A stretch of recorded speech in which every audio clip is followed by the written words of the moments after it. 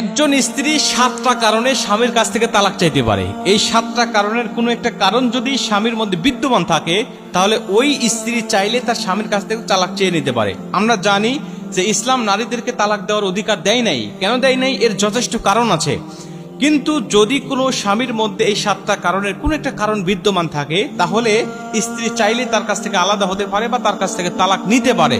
এটা কিন্তু ওই কাবিননামার 18 নম্বর কলমের মধ্যে কিন্তু এই অনুমতিগুলো স্বামী তার স্ত্রীকে দিয়ে থাকে। এর পক্ষে স্বামী কিন্তু একটা সিগনেচার করে, একটা সই করে থাকে। প্রিয় ভাইরা, মনে রাখেন আল্লাহর নবী হাদিসের মধ্যে বলেন, আইয়ুমা ইমরাআতান সাআলা যাওজাহা আত-তালাক ফি গায়রি মা বাদ হারামাল্লাহু আলাইহা রাইহাতাল জান্নাহ। কোন নারী যদি বিনা কারণে স্বামীর কাছে তালাক চায়, মানে এই 7টা কারণের বাহিরে কোনো একটা কারণ সে নিয়ে আসছে যেটা কোনো অহেতুক, একেবারে বিনা কারণ বলা চলে, এই সমস্ত অহেতুক ভাবে যদি কোনো স্ত্রী স্বামীর কাছে তালাক চায়, তাহলে আল্লাহ নবী বলছেন যে ওই নারীকে তো জান্নাত দেওয়াই হবে না, বরং তার নাকে জান্নাতের সুঘ্রাণ পর্যন্ত পৌঁছানো হবে না।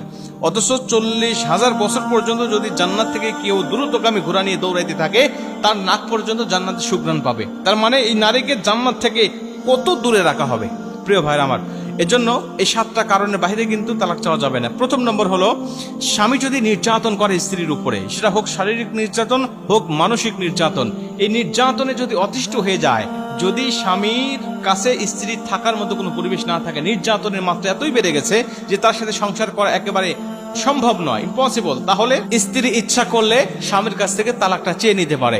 এটা হলো 1 নম্বরে। 2 নম্বরে, দায়িত্বহীনতা। যদি দায়িত্বহীনতা থাকে, দায়িত্ব সে পালন করে না, একজন স্বামী হিসাবে যে দায়িত্বগুলো স্ত্রীর উপরে থাকে, সেই দায়িত্বগুলো যদি সে পালন না করে, তাহলে আল্লাহ পাক একজন নারীকে সেই বিধান দিয়েছে, সে ইচ্ছা করলে তার স্বামীর কাছে তালাক চাইতে পারে। কারণ আল্লাহ পাক সূরা নিসার 34 নম্বর আয়াতের মধ্যে বলছেন, আর রিজালু কাওয়ামুনা আলান নিসা, আমি নারীর উপরে পুরুষদেরকে অভিভাবক হিসাবে নিযুক্ত করেছি, তাদেরকে দায়িত্ব দিয়েছি নারীদের হকগুলো আদায় করা, নারীদের অভিভাবক হিসাবে আমি আল্লাহ নিযুক্ত করেছি। অতএব এই অভিভাবকের দায়িত্ব থেকে যদি কোনো পুরুষ দায়িত্বহীনতার পরিচয় দেয়, তাহলে ওই স্ত্রী ইচ্ছা করলে সেই পুরুষের কাছ থেকে তালাক নিতে পারে।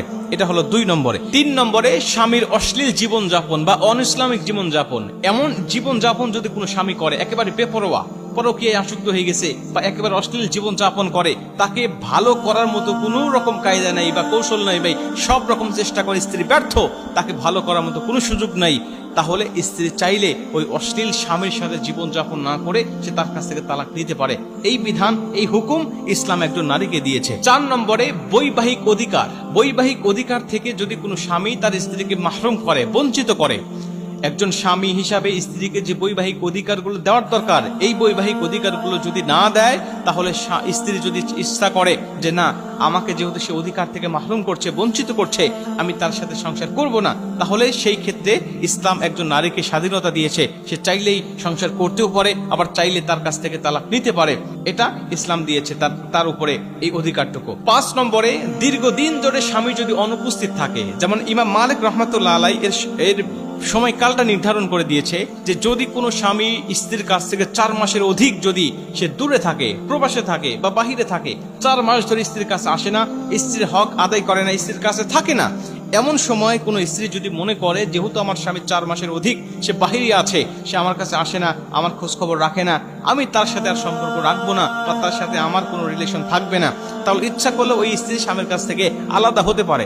কিন্তু কোনো স্ত্রী যদি মনে করে আমার স্বামী বাহিরে আছে, প্রবাসী আছে, আমাদের জন্যই তো আছে, আমাদের সুখের জন্যই আছে, অতএব কি করা যায়, আমরা একটু ধৈর্য ধারণ করে থাকি, একটু সবর করি, তাহলে অবশ্যই সবরকারী, আল্লাহ সবরকারীকে অবশ্যই উত্তম পুরস্কার দেয়, উত্তম প্রতিদান দেয়। অতএব যদি কোনো নারী ধৈর্য ধারণ করতে পারে, এটা ভালো। কিন্তু যদি সে মনে করে না আমার আর এভাবে থাকা সম্ভব নয়, তাহলে সে আলাদা হতে পারে। এই বিধান, এই সুযোগ ইসলাম নারীদেরকে দিয়েছে। এটা হলো 5 নম্বরে। এবং 6 নম্বরে, স্বামী যদি ধর্মীয় থেকে বিচ্যুত হয়ে যায়, ধর্মীয় কালচার থেকে বা ধর্ম থেকে যদি বিচ্যুতি হয়ে যায়, অর্থাৎ মোরতাদ হয়ে যায়, সে ইসলাম ধর্মের ছিল, এখন সে ইসলাম ধর্ম বাদ দিয়ে অন্য ধর্মে চলে গেছে, বা সে বিধর্মীয় হয়ে গেছে, বা তার কাজে কর্মে সবকিছু বিধর্মীদের মতো, নামাজ কালাম থেকে শুরু করে কোনোটাই ইসলামের দিকে নেই। অতএব সে যদি ধর্মীয় থেকে বিচ্যুতি হয়ে যায় বা স্পষ্ট ধর্ম ত্যাগ করে ফেলে, তাহলে তো তার সাথে আর কোনো রকম সংসার করার সুযোগ নাই। একজন স্ত্রী তখন তার কাছ থেকে বিচ্ছিন্ন হয়ে যাবে, আলাদা হয়ে যাবে। এক্ষেত্রে নারীদেরকে ইসলাম স্বাধীনতা দিয়েছে পরিপূর্ণভাবে। এবং 7 নম্বরে সবচেয়ে গুরুত্বপূর্ণ বিষয়, আর সেটা হলো স্বামী যদি মারাত্মক কোনো রোগ আক্রান্ত হয়ে যায়, এমন রোগ হয়ে গেছে যেটা আর ভালো হওয়া সম্ভব নয়, যেমন সে পাগল হয়ে গেছে, মাতাল হয়ে গেছে, মাজনুন হয়ে গেছে, এখন তার সাথে সংসার কোনোভাবেই সম্ভব নয়, তার ব্রেন একেবারে নষ্ট হয়ে গেছে, তার স্মৃতিশক্তি বলতে আর কিচ্ছু নাই, সে একেবারে পাগল মাজনুন হয়ে গেছে, এখন ওই স্বামীর সাথে সম্পর্ক রাখা বা বৈবাহিক অবস্থায় থাকা আর কোনোভাবেই সম্ভব নয়। তখন স্ত্রী চাইলেই তার পারিবারিক বৈঠকের মাধ্যমে বা আইন আদালতের মাধ্যমে বা কথাবার্তার মাধ্যমে তার কাছ থেকে সে বিচ্ছিন্ন হয়ে যেতে পারে। এই বিধান ইসলাম একজন নারীদেরকে দিয়েছে।